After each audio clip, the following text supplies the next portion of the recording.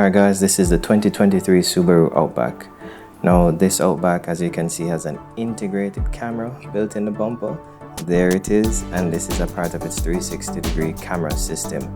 Below you have the front bumper guard, and the approach angle is 18 degrees. Now you have LED projector headlights along with LED fog lights.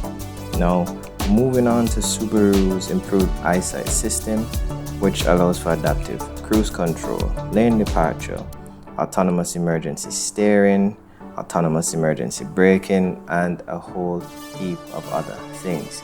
Now we're going to move on to your wheels. So you're on 18-inch rims wrapped with 225/60 Bridgestone tires.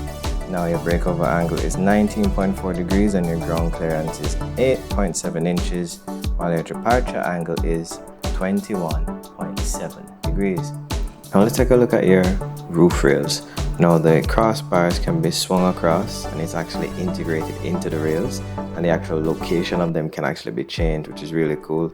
The weight limit that this has is 175 pounds, which is sufficient. And there you have your powered sunroof, which we will see in a little bit. But let's take a look at the trunk and see what the space is all about and see how everything operates. All you need to do is touch the button. It's a powered gate and the gate goes all the way up. You don't need to do anything about it. Now let's talk about these two buttons. That button you press if you want to lock the car and close the trunk, and this one you just press if you just want to close the trunk without locking the car. Now when you look at this trunk space as is, you have 923 liters with the seats up. Now we're going to talk about this tie down point right here, 12-volt socket. Then you have another grocery bag hook.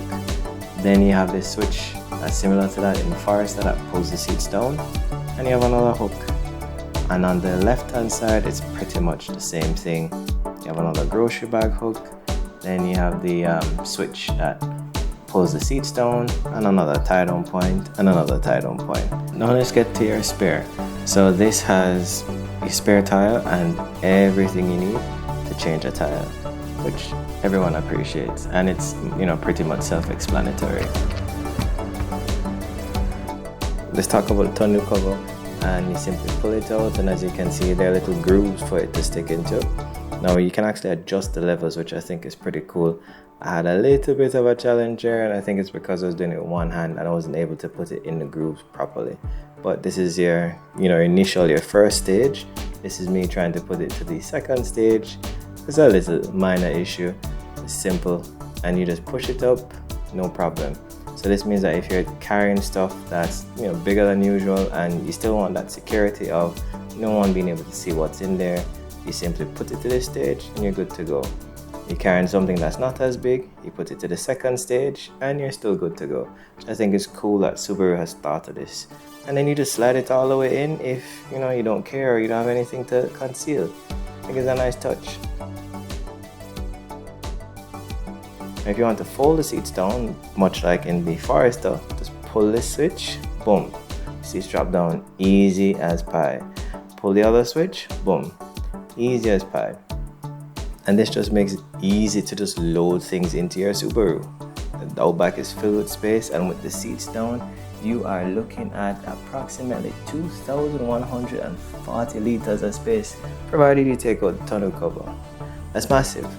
Now to pull the seats up, you just simply pull it up, move the seatbelt out of the way, and just push it into place. And a way to know if you've done it properly is that you're going to hear a click, but also this top button right here. If you're seeing any red, that means it's not fully in place. But once you're not seeing any red, then you know it's actually in place. There we go. Easy, easy, easy.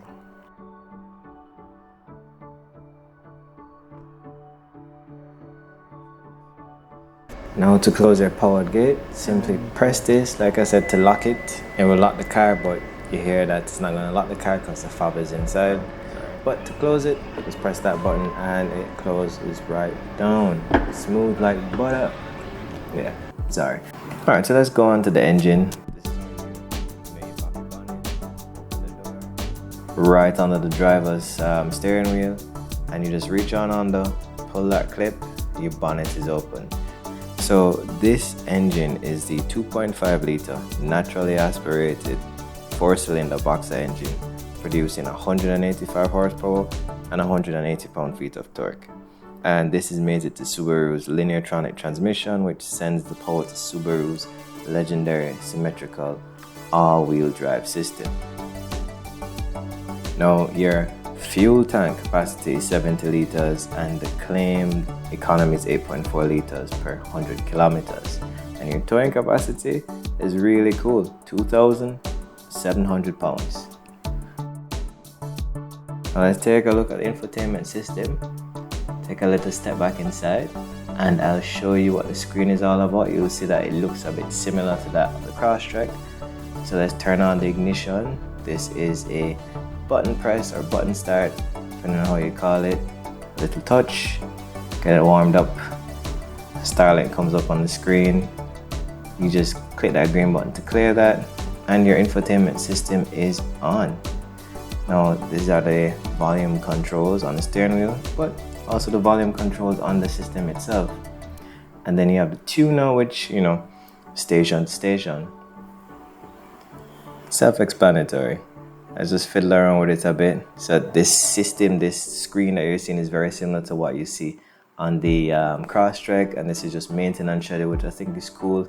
All the basic things that need to be changed on the car is right there. Good little reminder. If you drive in profiles, if you have more than one driver, which I think is really neat. The car settings can be changed after you start the ignition. And somebody's phone is already linked. That's an iPhone, so you have Apple CarPlay, but you also have Android Auto. And this is just me fiddling around some more, just touching random buttons. And this is the settings for your infotainment system, the screen. You might have a pin if you have a child. You notice that the X mode isn't on because the ignition isn't actually on, right? So I'm going to actually turn the ignition on, but before I talk to you about that, this little pink light, you can only see it because the camera is on. You can actually see it with the naked eye, and it's actually a part of Subaru's driver safety monitoring system. Now you have these two ports here. You have your 3 amp USB port and your 2.4 amp USB port. The one before it was an AUX port. The Subaru's got you covered, and that is how you reset your trip computer. And you have your 360 camera system, which will actually come up on the screen. And then this is your electric handbrake. Now you have your cup holders, 2. And then your armrest actually has 2 storage compartments, so you can actually flip this up and you have this deep storage compartment. Doesn't have a 12-volt charging port like the Forester or the Crosstrek, but that's still fine. Fold it back down, armrest is there again. So let's just turn this on so you can see what the instrument cluster looks like when it's on. The engine isn't on, but you know what I mean. There's a cool little startup sign, which is really cool. I like that little spinny thing. But yeah, so now that this is on, you can see that I can actually access to a degree the different X modes. You touch it and you're gonna see a little symbol come up here and on the instrument cluster, and then it grays out. It goes back to normal, and then you have the other one where you have deep snow and mud. So let's go on to the AC, which is very important in a hot country. So temperature controls. You have the buttons, which is very important. Cool, heat on either side, because it's dual climate control, which is important because not everybody runs hot or cold. You blowout intensity. This is the intensity for your seats, which I think is really nice, a really nice touch. And all the controls are there on the screen. Some people might not like it, some people might like it, but it's up to you. So this Subaru Outback, this 2023 Subaru Outback, has an ANCAP 5-star safety rating. Adult occupant protection is 88%, child occupant protection is 91%, road user protection is 84%, and safety assist is 96%. Alright guys, so let's talk about the steering wheel buttons. So these buttons actually get you through the tracks or radio station. Source over there would be like AM, FM, Bluetooth. That info button actually brings up information about the car on the instrument cluster. So you answer your calls, end your calls, voice command, and volume. pretty much self-explanatory. There you go. See me twiddling with the volume. Now we'll go over to this side. That's your sport mode essentially, and that's your economy mode essentially. And the other buttons up top, this is your your steering, your lane centering button, and this happens to deal with your adaptive cruise control. You know how far ahead or close you want to be to a vehicle. And that was traction control. Well, no, it's cruise control. Sorry, downshift, upshift.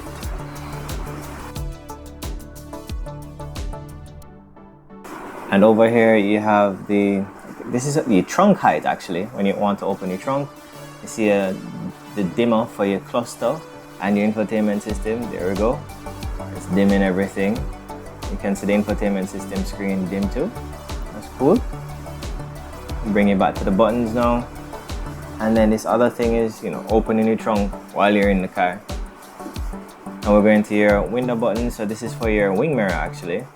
And you turn it to the left or to the right to operate whichever window or wing mirror rather that you want to adjust. You can lock the door, unlock the door right there, those two buttons. And pretty much self-explanatory your window operators, and all four of them are auto. You have your auto dimming rearview mirror. And this is the switch for your sunroof. And this is what your sunroof is.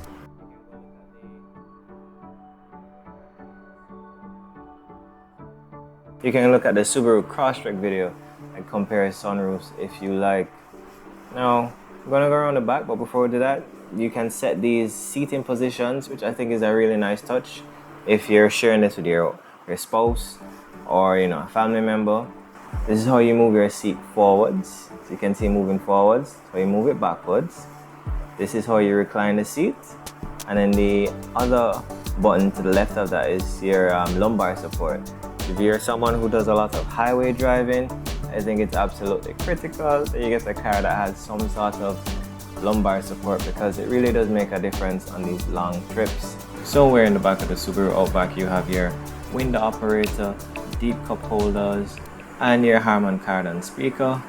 And something that's very important for hot climates is not the window out there. You have rear AC vents. It's very, very important, especially for a vehicle of this size. You also have something else that's important: USB ports for your kids, for your passengers, so anybody to charge up. Everybody's happy. You have your roof light, and it's just a nice space to be in. Of course, it being a Subaru, it's child friendly. You can hook up the seats in here, and you have two cup holders when you have four passengers around. Well, two passengers are on the back. Hold it down and everybody's fine. Alright guys, I know you're used to seeing this in a different light. 5'9", on a good day 5'10", and this is the room that I have here. Pretty cool, alright? And this is my headroom. So if you're 6 feet tall, you should have space. Yeah. Seats are actually really comfortable.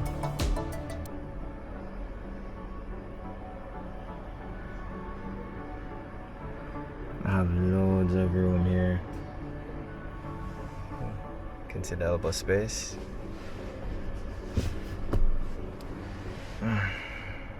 It's actually really comfortable.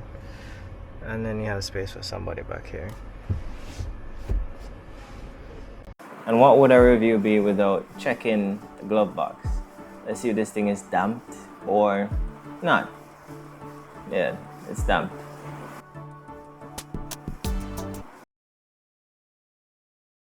Nice space up top. Little cubby area right there. And that's it, guys. As usual, I'd like to say thank you guys for checking in. And as usual, leave your comments down below. Let me know what you think of the video. Anything you want to see being reviewed. Any improvements you think I might need to make, whatever it may be, leave it down in the comment section. And if you found this video to be useful, just hit a like, give me a share, subscribe if you're not already subscribed. It really does help the channel grow. And thanks again, and I will see you in the next one.